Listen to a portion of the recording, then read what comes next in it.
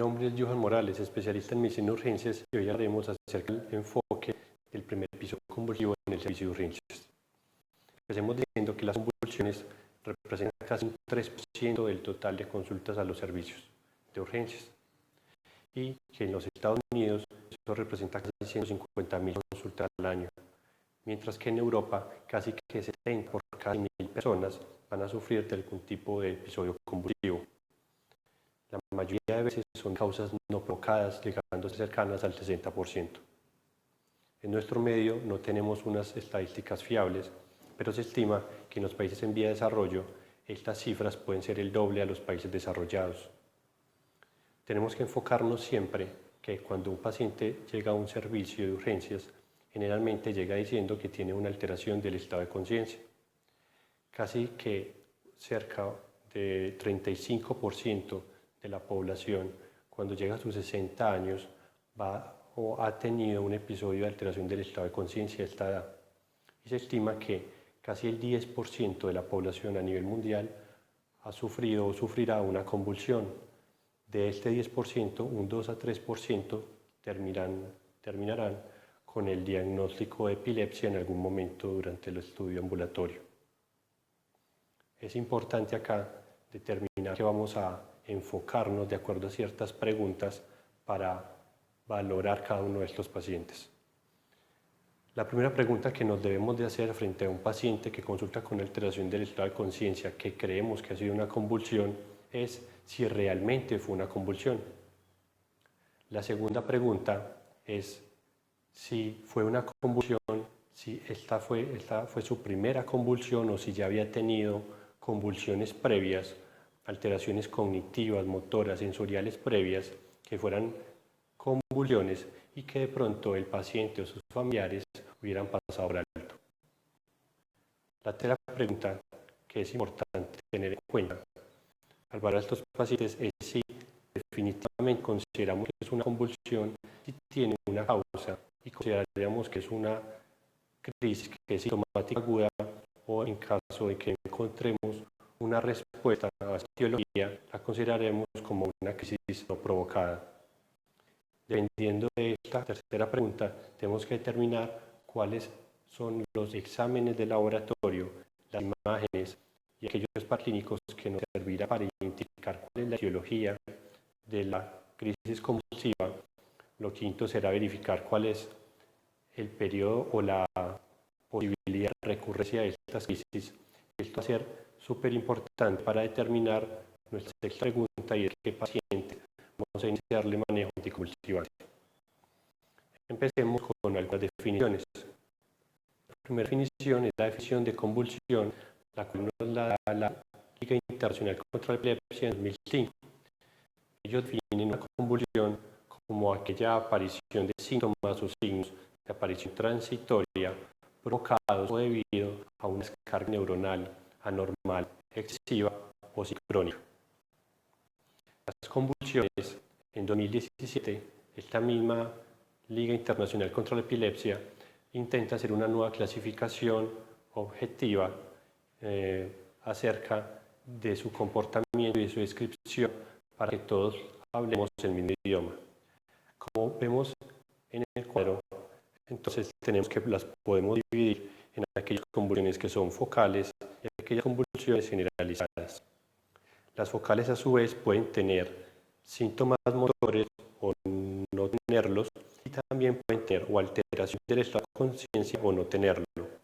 Mientras que por otro lado estamos hablando de las generalizadas con signos motores o aquellas que no tienen signos motores, también llamadas ausencias. Y hay un tercer grupo que nos habla ILAE, que aquellas convulsiones de inicio indeterminado, en las cuales no tenemos una historia clínica fidedigna de cómo fue la crisis para determinar cómo inició y por lo tanto se considera que es de inicio indeterminado y también las podemos clasificar como crisis motoras o crisis no motoras. La segunda definición importante después de convulsión es que es una epilepsia.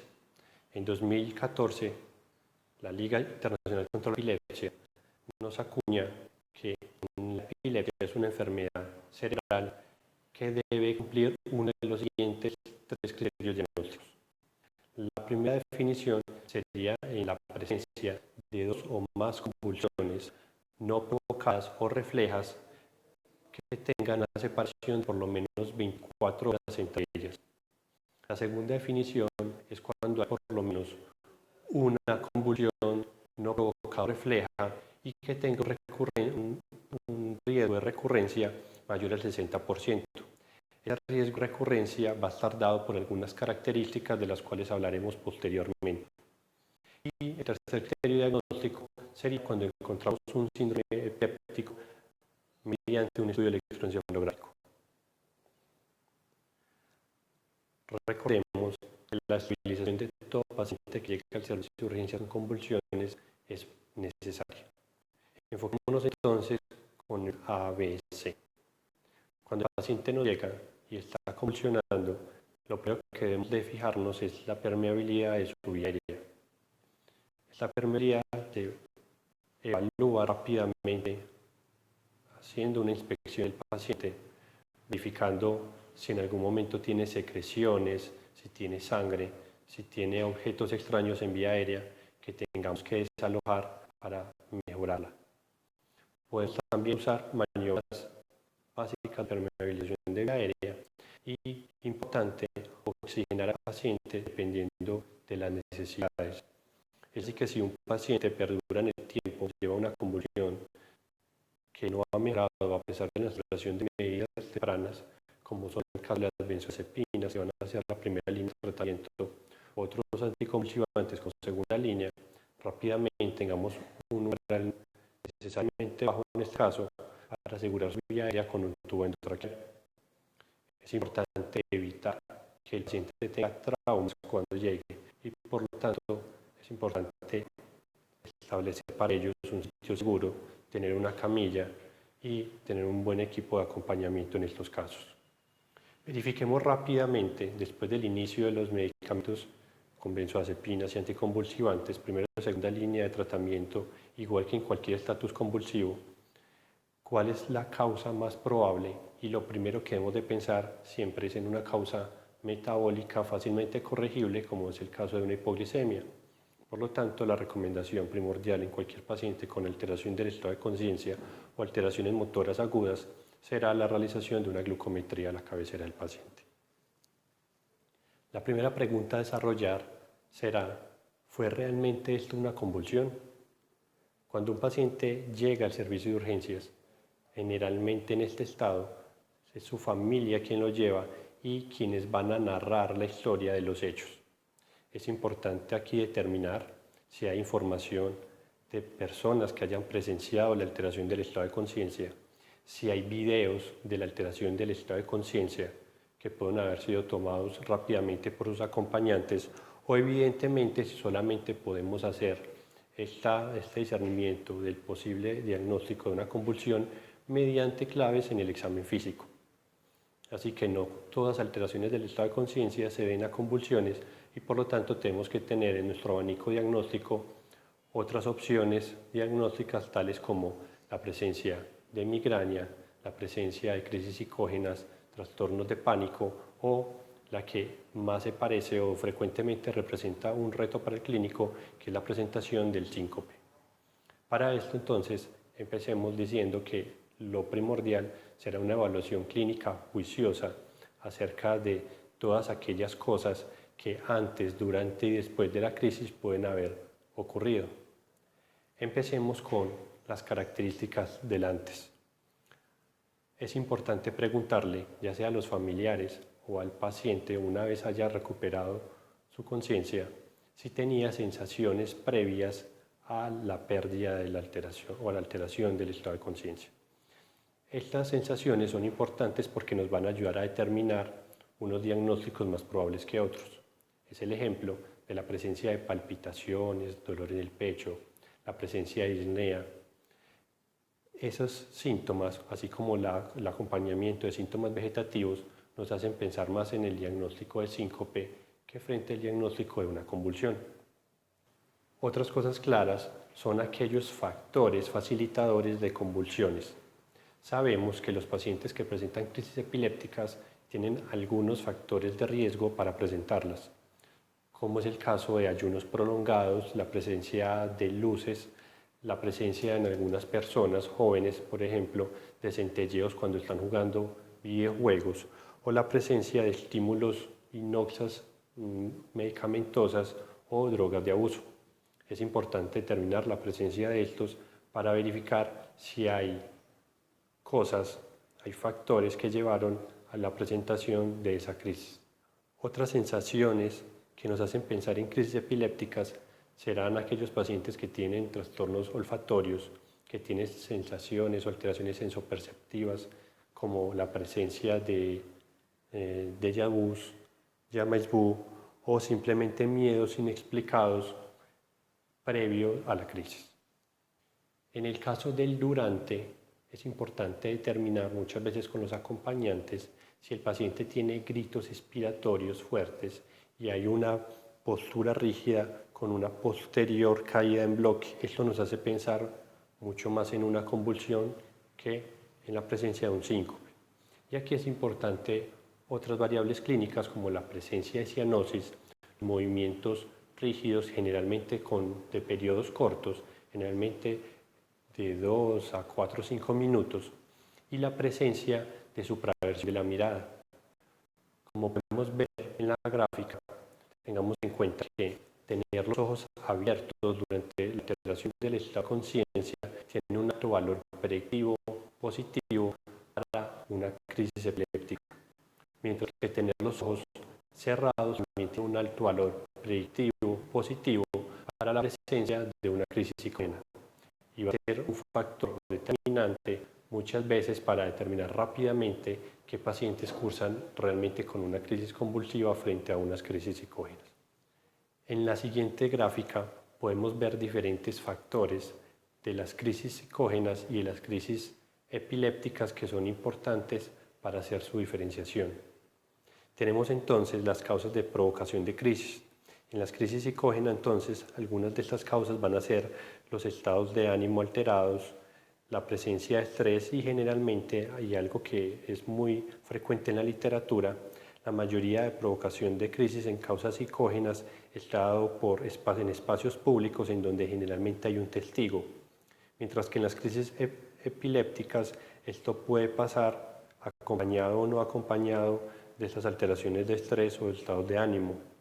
En la actividad motora, las crisis psicógenas entonces generalmente son ondulantes y tienen pausas súbitas, mientras que las crisis epilépticas tienen unos patrones que son típicos.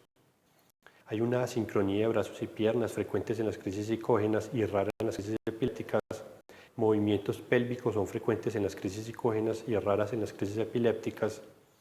La cianosis es muy frecuente en las crisis epilépticas.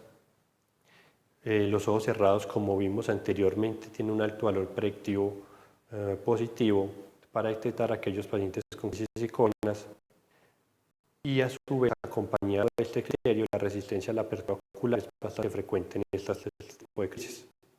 Los reflejos pupilares pueden estar normales o están normales en las crisis psicógenas, y generalmente la duración se considera que generalmente más de 2 minutos en aquellas crisis psicógenas y es más cortas en las crisis epilépticas, aunque evidentemente vamos a ver diferentes aspectos en la duración de las crisis epilépticas como tal. El trauma lingual generalmente en las crisis epilépticas se da a nivel lateral y con tensión horaria puede no acompañar tanto a las crisis psicógenas como a las crisis epilépticas, pero en estas últimas es mucho más frecuente.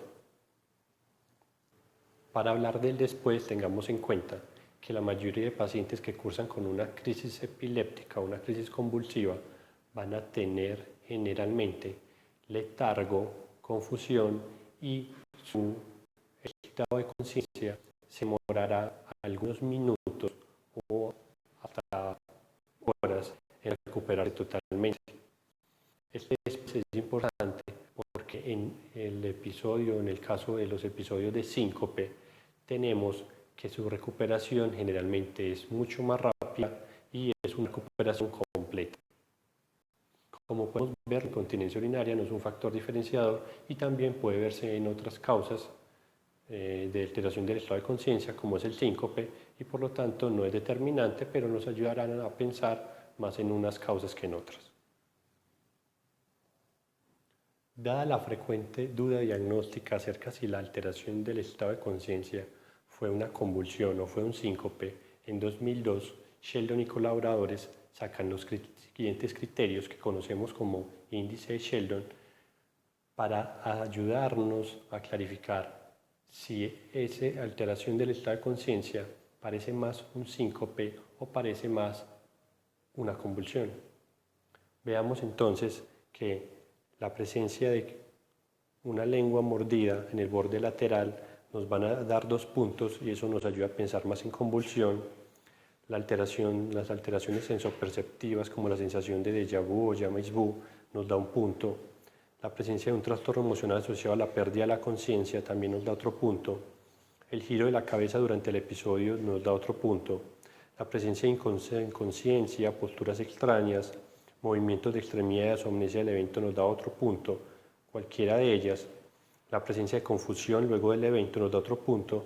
Y los siguientes 2 criterios nos ayudan a pensar más en la presencia del síncope frente al episodio convulsivo, como son la sensación de desvanecimiento antes del evento y la pérdida de la conciencia asociada a bipedestación prolongada. Un puntaje de 1 o más está a favor de una crisis convulsiva frente a una crisis sincopal. La segunda pregunta que nos debemos hacer después de que estamos determinando que esa alteración del estado de conciencia se debe a una convulsión es si realmente fue la primera convulsión. Se estima que cerca de un 30 a un 40% de los pacientes que llegan con una supuesta primera convulsión han tenido manifestaciones previas que eran simplemente el desarrollo de una convulsión sutil. Por eso es importante preguntarle a los pacientes acerca de la presencia de mordeduras en el borde lateral de la lengua, generalmente en las mañanas después de dormir, la presencia de mioclonías, movimientos que el paciente puede interpretar muchas veces como involuntarios pero normales, o la presencia con sus familiares de trastornos de ausencia, en donde el paciente tiene largos periodos de poca respuesta y contacto con su entorno, en cuyo caso quien mejor va a hacer la identificación de estos síntomas va a ser los acompañantes, van a ser sus familiares. La tercera pregunta que nos debemos de hacer una vez estamos seguros, estamos enfocando al paciente como que la alteración del estado de conciencia realmente fue una convulsión, es si hay una causa clara. Y entonces, si identificamos una etiología que haya provocado ese episodio convulsivo, podemos considerarla como una causa sintomática aguda o también podemos llamarla como una crisis provocada. Si no tenemos una causa clara, entonces consideraremos que es una causa no provocada y cuando tengamos una causa no provocada clara, lo que debemos determinar es, según los antecedentes del paciente, la posibilidad de que sea una causa sintomática remota, como es el caso de aquellos pacientes que hayan tenido un traumatismo intracraneal, que tengan áreas de encefalomalacia, muchas veces dado secundario a infartos cerebrales silentes, la presencia de malformaciones arteriovenosas previas que de pronto no hayan sido claras durante el ingreso del paciente en sus antecedentes, la presencia de otras condiciones como la presencia de neuroinfecciones.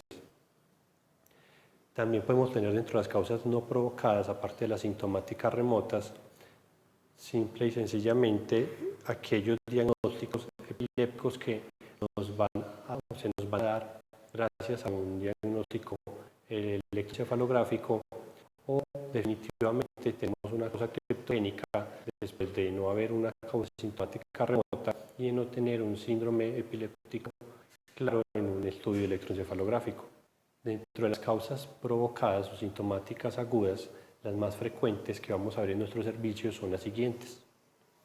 Tenemos las causas metabólicas, el accidente cerebrovascular, el traumatismo intracraneal, la presencia de tóxicos o la abstinencia a sustancias depresoras del sistema nervioso central, como es el caso del alcohol y de los opioides, la presencia de neuroinfecciones y siempre como diagnóstico de descarte la presencia de algunos medicamentos que disminuyen el umbral convulsivo o que per se pueden producir convulsiones. En la siguiente lista podemos ver algunos de esos medicamentos que frecuentemente disminuyen el humor convulsivo y que, dado a otras características asociadas del paciente, pueden llevar a una de estas crisis.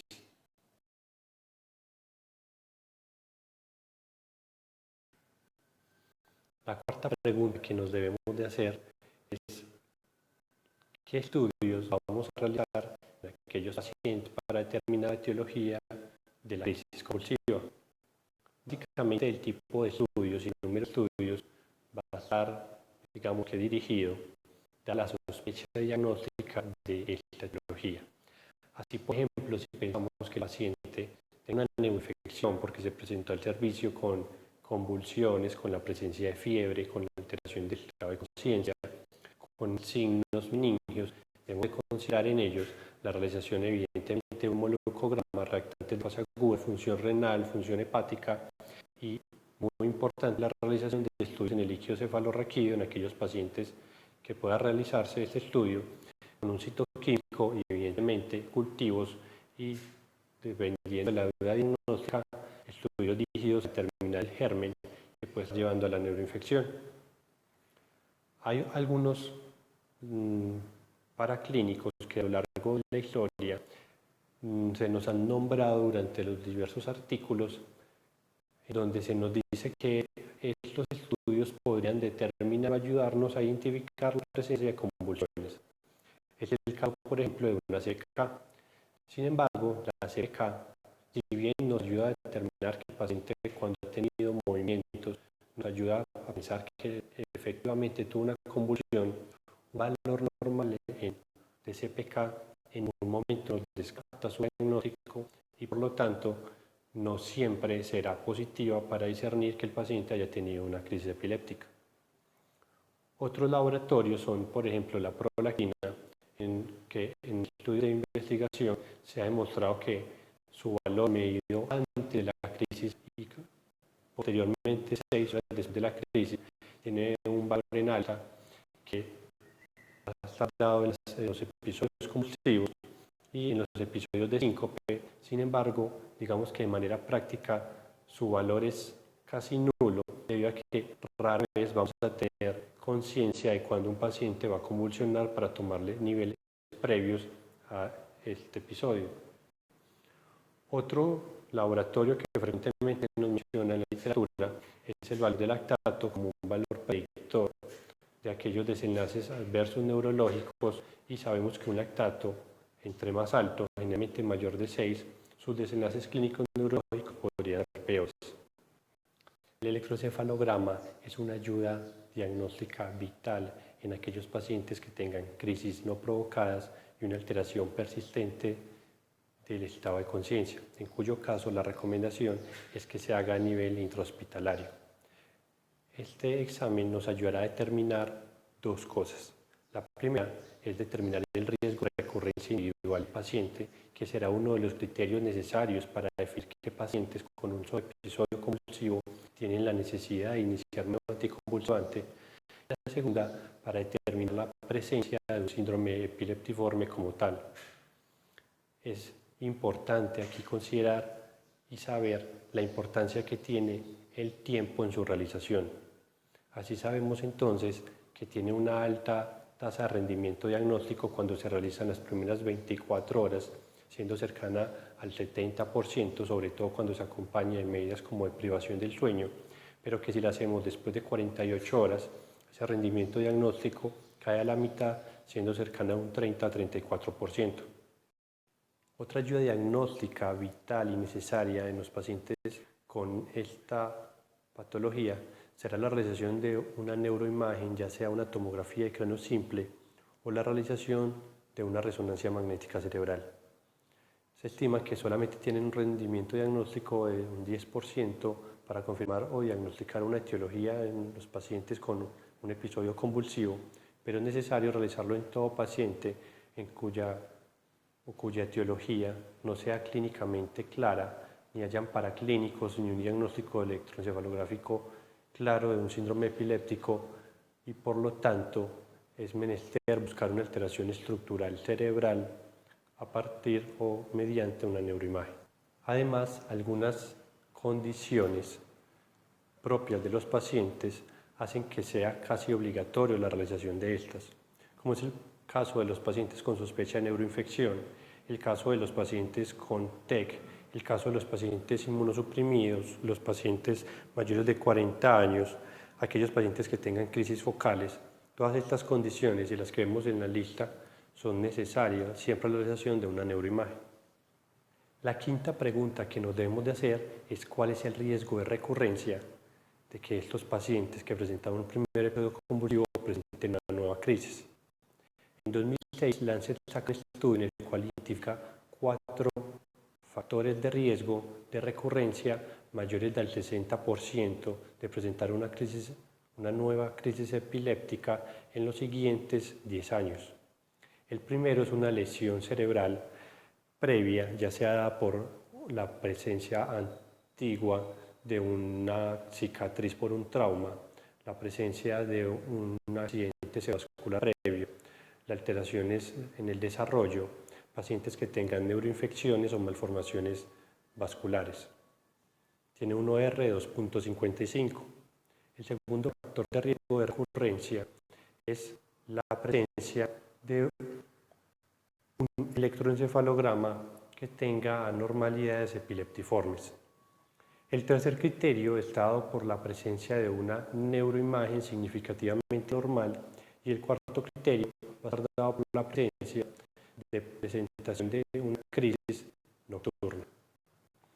Todos estos 4 factores de riesgo nos hablan de una recurrencia mayor del 60% a los siguientes 10 años de presentar un nuevo episodio convulsivo y por lo tanto es menester en estos casos iniciar manejo anticonvulsivante así solamente hayamos presentado una sola crisis convulsiva no provocada o refleja. La sexta pregunta que nos debemos realizar, ligada a la quinta, será ¿qué pacientes requieren tratamiento anticonvulsivante? Tenemos que hacer la diferenciación entre las crisis provocadas y no provocadas. Recordemos que si el paciente tiene una crisis provocada, entonces hay que identificar cuál es la etiología de esto y tratar la causa. Si, por ejemplo, tenemos una sospecha diagnóstica de una neuroinfección, el inicio temprano de antibióticos será más importante que el anticonvulsivante. Y tenemos un trastorno metabólico como una hipoglicemia, la conexión con dextrosa será el tratamiento. En algunos casos, por ejemplo, en los pacientes con TEC, algunos autores han abogado por el inicio profiláctico durante los primeros 7 días de anticonvulsivantes, mientras otros autores lo han dejado solamente como tratamiento en las convulsiones tempranas. En el caso de las convulsiones no provocadas, entonces determinamos el riesgo de recurrencia que está dado por tener un episodio no provocado o reflejo, más cualquiera de las 4 características previamente descritas. En este caso es importante hablar con la familia acerca de los pros y los contras del inicio del anticonvulsivante. Sabemos que tiene una tasa de efectos adversos que va del 10 al 30% y por lo tanto no es inocuo su implementación. Es vital informar al paciente y los familiares acerca de esto y también importante hablar acerca de la condición en su calidad de vida, ya que no siempre se va a mejorar, pero definitivamente sí va a disminuir el riesgo de recurrencia. En la siguiente gráfica vamos a ver algunas de las recomendaciones de tratamientos anticonvulsivantes según los diferentes tipos de crisis convulsiva. Tenemos entonces que en los casos de epilepsia focal podemos iniciar con espectros estrechos en el caso de uso de fenitoína o carbamazepina, o amplio espectro como el caso de levetiracetam, ácido valproico o topiramato.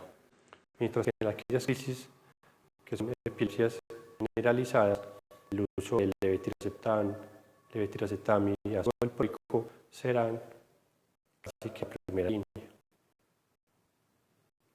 Al principio, una vez se inicie el tratamiento anticonvulsivante, no determinar si el paciente posteriormente a nivel ambulatorio continúa o no continúa con las crisis. Y entonces, si no continúa, podemos decir que después de no continuar durante 2 años con las crisis, podemos suspender tratamiento, pero si el paciente persiste con continuación de crisis, entonces se deben adicionar segundos fármacos o escalar la dosis del primero para mejorar la sintomatología. Si a pesar de esto van a persistir o persisten las convulsiones, entonces tenemos que determinar realmente si existe el diagnóstico de epilepsia, considerar otros posibles diagnósticos y considerar nuevos estudios o estudios más profundos para determinar otras posibles etiologías. Como conclusiones tenemos entonces que lo primordial y más importante en el enfoque de estos pacientes va a estar dado todo por la clínica.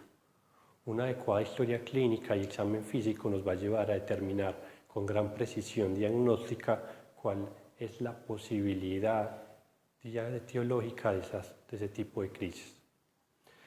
Evidentemente tenemos que identificar rápidamente en nuestros servicios cuáles son aquellas causas potenciales provocadas y cuáles de estas ponen en riesgo la vida del paciente, como es el caso de una neuroinfección, de un TEC o de un sangrado intracerebral. No hay un estudio o no hay unos estudios únicos que van a realizarse, sino que va a estar dado o guiado por cada paciente y su contexto. Hay algunas ayudas diagnósticas que van a ser más generalizables, como la realización de una neuroimagen y la realización de un electroencefalograma, cuya realización, ya sea intrahospitalaria o ambulatoria, dependerá de la sospecha diagnóstica y de la condición del paciente. Y evidentemente un tratamiento oportuno, como veremos en otras charlas, será importante para mitigar y disminuir el daño neuronal que evidentemente es mayor con el tiempo. Y por último, tenemos que saber cuáles son aquellos factores de recurrencia para determinar cuáles son los mejores pacientes y pacientes precisos y a quien sea necesario iniciar un anticonvulsivante, así solamente hayan presentado un solo episodio convulsivo. Muchas gracias.